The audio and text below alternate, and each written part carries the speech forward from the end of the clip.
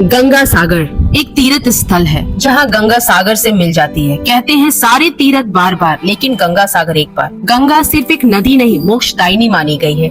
इसे महान तीर्थ क्यों कहा गया है, इसके पीछे एक महान पौराणिक कथा छिपी हुई है।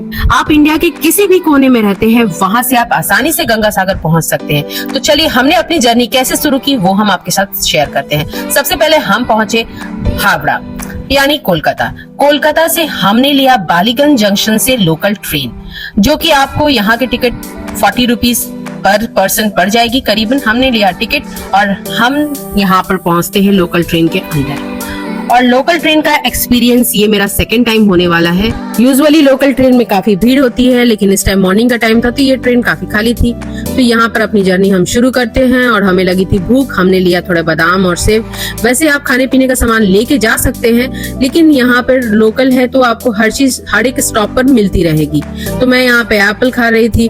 चूंकि 2.5 घंटे हैं तो 2.5 घंटे को इन्वेस्ट भी करना है, खत्म भी करना है, तो काफी बोरियत भी महसूस हो रही थी। मगर यहाँ से बाहर से आपको काफी ठंडी ठंडी हवाएं लग रही थी और बाहर का वेदर भी कुछ अच्छा हो चुका था। तब तक डुगू उठ गया था और उसे मैंने अमरूद खिलाया। थोड़ा उसने टेस्ट किया तो उसे अच्छी नहीं लगी तो उसने मना कर दिया कि मुझे अमरूद नहीं खाना है। फिर हम ये सब खाना पीना खाने के बाद में अभी भी हमारा बहुत टाइम बचा हुआ था काकद्वीप जंक्शन पहुंचने के लिए। तो मैं यहाँ पे थोड़ा सा रेस्ट कर रही थी, ठंडी ठंडी हवाओं का आनंद भी ले रहे थे। काफी 2.5 घंटे बीतने के बाद फाइनली हमारा स्टॉप आ गया था, जो कि है काकद्वीप जंक्शन। हमें यहाँ उतरना है और हम यहाँ उतरे और फिर यहाँ से आपको करीबन 100 मीटर की दूरी तय करनी होगी वॉक करके। जैसा कि आप देख सकते हैं हमने ये काकद्वीप जंक्शन पार किया और यहाँ से आपको डाउन स्ट्रीट्स जाना होता है ऑटो लेने के लिए।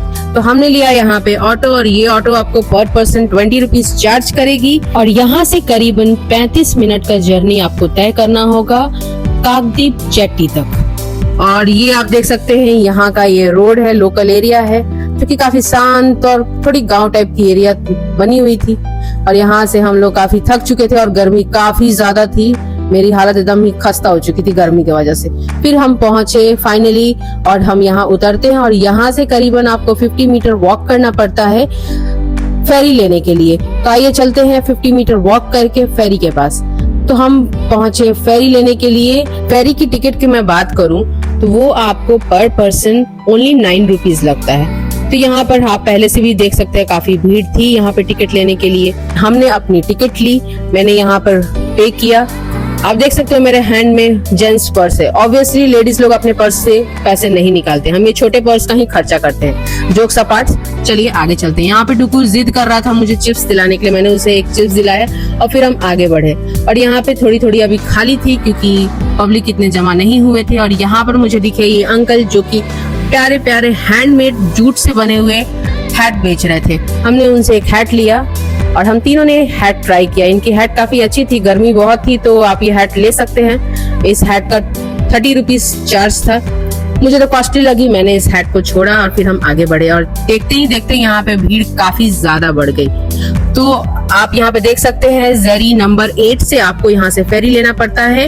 बाय रोड यहाँ से आप नहीं जा सकते हो क्योंकि बीच में ही गंगा रिवर है, तो आपको फेरी लेना ही पड़ेगा। तो यही आपका ये जाने का है। और देखते देखते काफी ज्यादा भीड़ बढ़ चुकी थी, लेकिन ये गेट खुलने का नाम ही नहीं ले रहा था और गर्मी काफी ज्यादा यहाँ लग रही थी। फाइनली हमारा गेट खुला और हम आगे की तरफ बढ़े। मगर यहाँ पे पब्लिक की रश देख कर लगा कि ये यहाँ पे तीर्थ स्थल करने नहीं आए थे, मगर धक्का मुक्की करने ज्यादा आए थे। क्योंकि आप देख सकते हैं कैसे दौड़ रहे हैं जैसे मानो चूहे बिल्ली की रेस हो रही हो। फिर हम भी इनके साथ में कदम कदम मिला के चलने शुरू किए और करीबन 20 मिनट्स चलने के बाद में हम पहुंचे फेरी के पास। और हमारी हालत आप देख सकते हो कितना ज्यादा बुरा हो चुका है। और यहाँ से ही आप वो रिवर का आनंद ले सकते हैं। और मुझे यहाँ पे दिखा एक फादर जो कि अपने बच्चे के लिए थर्मोकॉल का बोर्ड बनाया हुआ था, काफी यूनिक लगा। बच्चे की जिद पूरा करना एक बाप का फर्ज होता है और बाप ने कितने अच्छी तरह से इसको निभाया था वो आप ये देख सकते हो। हमें काफी अच्छा लगा तो हमने ये सीन कवर किया और वो काफी खुश भी थे। फिर हम आगे बढ़े और यहाँ पर हम बैठते हैं इस लंबी सी बड़ी फेरी के अंदर। जैसे यहाँ पब्लिक चूहे बिल्ली की तरह दौड़ रहे थे, हमें लगा कि हमें तो सीट मिलने से रही, बट फाइनली हमें एक जगह सीट दिखी। हमारा लक था, हमें मिल गई सीट। मैंने यहाँ पे डुगू को बैठाया और फिर हम यहाँ से वो आनंद लेना शुरू किए। और आप देख सकते हैं धीरे धीरे बढ़ती ही जा रही थी, पूरी फेरी भर चुकी थी और यहाँ पे आप समुद्र का नजारा देख सकते हैं। और इस फेरी की जर्नी करीबन हाफ एन आवर है, तो आप ये व्यू और ठंडी ठंडी हवाओं का मजा लेते हुए, यहाँ पर हमें भूख लगी तो हमने डुगू को यहाँ पे कुरकुरे का पैकेट दिया और आप देख सकते हैं यहाँ पे थोड़ी देर में भक्ति भाव शुरू हो चुकी थी। और यहाँ पर आपको एक हैंडीकैप दिखेगा जिनके दोनों हाथ नहीं है और काफी अच्छी तरह से वो हरे रामा हरे कृष्ण के गीत भजन को गा रहे थे और सब लोग उनके साथ में राग में राग मिला रहे थे। इसी तरह से हमारे आधा घंटा की जर्नी खत्म हुई और हम फाइनली पहुंचते हैं गंगा सागर, जो कि है कच्चूबेड़ी गांव। फिर वहां से भी हमें आगे जाना है, तो वो हम आपको धीरे धीरे बताएंगे, तब तक वीडियो में बने रहिए। और फाइनली देखिए ये हमारा ये गंगा सागर का बड़ा सा व्यू और बोर्ड आपको दिख जाएगा। लेकिन यहाँ पर आपका गंगा सागर पहुंचना सफल नहीं है, अभी आगे भी आपको जाना होता है। अब आप देख सकते हैं यहाँ पे उतरने के लिए भी इनकी भगदड़ मच रही थी। जैसे खाली हुआ फिर हम अपना उतरे और उतरने के बाद में थोड़ी देर आपको चलने के बाद ही आपको यहाँ से करीबन 20 मिनट्स वॉक करने के बाद में, ये ब्रिज पार करने के बाद में आप पहुंचेंगे कच्चूबेड़ी गांव तक। फिर वहां से हमने लिया ये ऑटो, जो कि आपको 50 रुपीज पर पर्सन चार्ज करेगी और यहाँ से 30 किलोमीटर दूर आपको गंगा सागर है। तो हम यहाँ पर ये ऑटो लिए और ये गर्मी काफी ज्यादा थी, बिल्कुल भी हमारी हालत एकदम पंचर हो चुकी थी, लेकिन फिर भी हमें जाना था तो हम यहाँ पे जर्नी अपनी कंप्लीट कर रहे हैं। और यहाँ पर आप डुगू को भी देख सकते हैं, वो काफी ज्यादा परेशान हो चुका था और यहाँ पर सब अपने लोकेशन देखने में व्यस्त है कि कब हम वहां तक पहुंचे। जैसे फाइनली हम पहुंचते हैं गंगा सागर। यहाँ उतरने के बाद में आपको हाफ एन किलोमीटर चलना पड़ता है, तब आपको वो मेला दिखाई देगा जहाँ पर मकर संक्रांति के टाइम में भारी मेला लगता है। तो हाफ एन किलोमीटर चलने के बाद में ये आ गया ये बड़ा सा मेला। यहाँ पर आपको हैंडमेड चीजें, बाहरी चीजें, बच्चों के खिलौने, माला, फूल, हर चीज आपको मिल जाएंगी, वो भी रीजनेबल प्राइस में। आप यहाँ ले सकते हैं और गंगा जी में अर्पित भी कर सकते हैं। तो हमने सामान लिया और फिर हम आगे बढ़े और यहाँ भी आप देख सकते हैं काफी दूर आपको वॉक करना पड़ता है। वॉक करने के बाद में आपको दिखेगा यहाँ पर ब्यूटीफुल सा नजारा। फाइनली वाओ, गंगा सागर बीच हम पहुंच चुके हैं और यहाँ पर आपको दिखेंगे छोटे छोटे बॉटल्स आपको मिल जाएंगे, जो कि यहाँ पर आप जल लेकर भी घर को जा सकते हैं। आगे बढ़ते हैं और यहाँ पर आपको दिखेगा यहाँ पे खाली सा नजारा और यहाँ पे बहुत सारे चेंजिंग रूम भी बने हुए थे, जहाँ पर आप नहाकर अपने चेंज कपड़े कर सकते हैं। तो यहाँ पर लोकल लोगों से पता चलती है कि ये दलदल तक पानी आता था, मगर अभी गर्मी की वजह से थोड़ा सूखा पड़ गया, इसीलिए पानी बहुत पीछे तक है। तो हमें थोड़ी दूर चलना पड़ा और फिर फाइनली हम पहुंचते हैं गंगा सागर। और यहाँ से आप देख सकते हैं यही है वो जगह जहाँ पर गंगा सागर से मिलती है और इसका बहुत ही बड़ा मान्यता है। जो लोग यहाँ पर दर्शन करने आते हैं, जीवन में सारे तीर्थ बार बार आप कर सकते हैं, लेकिन गंगा सागर आप सिर्फ एक बार जाते हैं, ऐसा कहा जाता है और माना जाता है। इसलिए माना जाता है कि इससे आपके सारे पाप धुल जाते हैं और आपको मोक्ष की प्राप्ति होती है। इस स्थल पर कपिल मुनि मंदिर भी स्थित है, वो हम आपको आगे दिखाएंगे। तो सबसे पहले हम यहाँ पर ये गंगा सागर का स्नान करते हैं। बारी बारी से हम लोग स्नान किए और फिर उसके बाद हम आगे बढ़ेंगे मंदिर तक। तो मंदिर यहाँ से करीबन आपको हाफ एन किलोमीटर दूर है और यहाँ आप देख सकते हैं कैसे पानी का बहाव कितना तेजी से आ रहा है।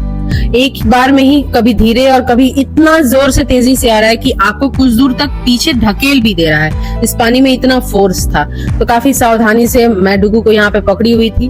फिर यहाँ पर डुगू काफी जिद कर रहा था कि नहीं, मुझे एक बार और जाना है। तो एज यूजुअल रवि भी उसको लेके गया और वहां पर थोड़ी देर के लिए इसे घुमाया, इसे अच्छा लगा। यहाँ पे ठंडी ठंडी इतनी हवाएं चल रही थी और यहाँ पर आप देख सकते हैं एक मोटे वाले अंकल फोटोग्राफर भी बनके घूम रहे थे, वो बोल रहे थे फोटो खींचने के लिए।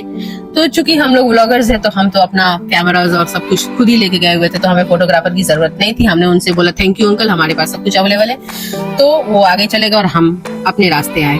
और यहाँ से आप देख सकते हैं हम निकले और यहाँ पर हो रही थी भाई ब्यूटीफुल सी सनसेट। इसे आप बिल्कुल भी मिस ना करें, जैसे कि हमने भी मिस नहीं किया। और ये सनसेट एंजॉय करने के बाद में हम निकले मंदिर की तरफ। तो फाइनली पहुंचते हैं हम कपिल मुनि आश्रम मंदिर के पास, जहाँ पर लोग स्नान करने के बाद में यहाँ दर्शन करना मान्य है। यहाँ अंदर जाएंगे, दर्शन करेंगे, लेकिन उससे पहले हम आपको यहाँ पर कुछ यूनिक चीजें दिखाते हैं जो कि काफी अच्छी तरह से यहाँ बनाई हुई है। और यहाँ पर मकर संक्रांति के वक्त काफी भारी मेला लगता है और काफी ज्यादा भगदड़ और भीड़ भी होती है। तो आइए चलते हैं वो जगह, और यहाँ पर आपको दिखेगा महादेव जी की बड़ी सी मूर्ति बनी हुई, और ये देखने के बाद में काफी अच्छा लगा हमें। हमने यहाँ पे दर्शन किया, मानो जैसे भगवान शिव आपको अपने गोद में खुद ही बुला रहे हैं, ऐसा प्रतीत होता है इन्हें देखने के बाद में। तो हमने इन्हें दर्शन किया और हम आगे बढ़े, और हमें आगे बढ़ने पर दिखाई दिया यहाँ पर 2 हाथों के बीच में एक बड़ी सी शंख रखी हुई, काफी अच्छा लगा देख करके।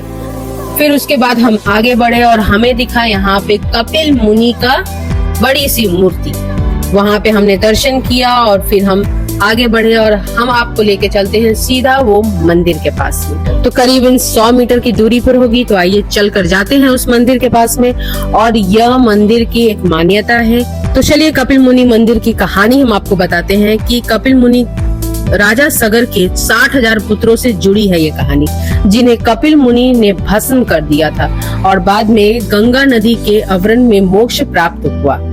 प्राचीन काल में इक्ष्वाकु वंश के राजा सगर ने अश्वमेध यज्ञ करने का निश्चय किया, लेकिन यज्ञ का घोड़ा गायब हो गया और राजा के पुत्रों द्वारा मुनि पर आरोप, और घोड़े की खोजबीन हुई और घोड़े को कपिल मुनि के आश्रम के पास पाया। उन्होंने मुनि को चोर समझकर उनके ध्यान में विघ्न डालकर उन्हें ही दोषी ठहरा दिया, और कपिल मुनि जी काफी क्रोध में आ गए और उन्होंने श्राप देकर उनके 60,000 पुत्रों को भस्म कर दिया था। कई पीढ़ियों बाद राजा सगर के वंशज राजा भगीरथ ने कपिल मुनि से उनके पूर्वजों की आत्माओं की शांति का उपाय पूछा। तो कपिल मुनि ने बताया कि केवल पवित्र गंगा नदी के जल से ही उन्हें मोक्ष मिल सकता है। राजा भगीरथ ने घोर तपस्या करके गंगा को स्वर्ग से धरती पर अवतरित किया, जिसे भागीरथ के नाम से भी जाना जाता है। तो इस तरह से हमारी यहाँ पर गंगा सागर तीर्थ स्थल की जर्नी पूरी हुई और वापस हम निकले घर की तरफ। और उससे पहले हमें लगी थी जोरों की भूख और हमने यहाँ पर खाया पेट भर खाना खाने के बाद में हम वापस गए फेरी लेने के लिए, और आप देख सकते हैं हम फेरी लिए और सेम वापस से हमारी जर्नी उसी तरह से हो रही थी। डुगु यहाँ पे काफी ज्यादा इरिटेट हो चुका था क्योंकि गर्मी बहुत ज्यादा थी और यहाँ पे खाने पीने की चीजें काफी ज्यादा भी मिल रहे थे। तो डुगु को यहाँ पे चिप्स खाना था, चूंकि यहाँ चिप्स तो अवेलेबल था नहीं, और इस तरह से हम वापस अपनी जर्नी करते हुए, दुख तो हो रहा था लेकिन काफी अच्छा भी लगा कि हम ये जर्नी अपनी पूरी किए। और इस तरह से हमने गंगा सागर की तीर्थ पूरी की। हर हर गंगे बोलते हुए इस वीडियो को हम यहीं पर खत्म करते हैं। मिलते हैं अगली वीडियो में अगली जगह। तब तक के लिए वीडियो को लाइक करें, शेयर करें, सब्सक्राइब ऑल्सो। Thank you.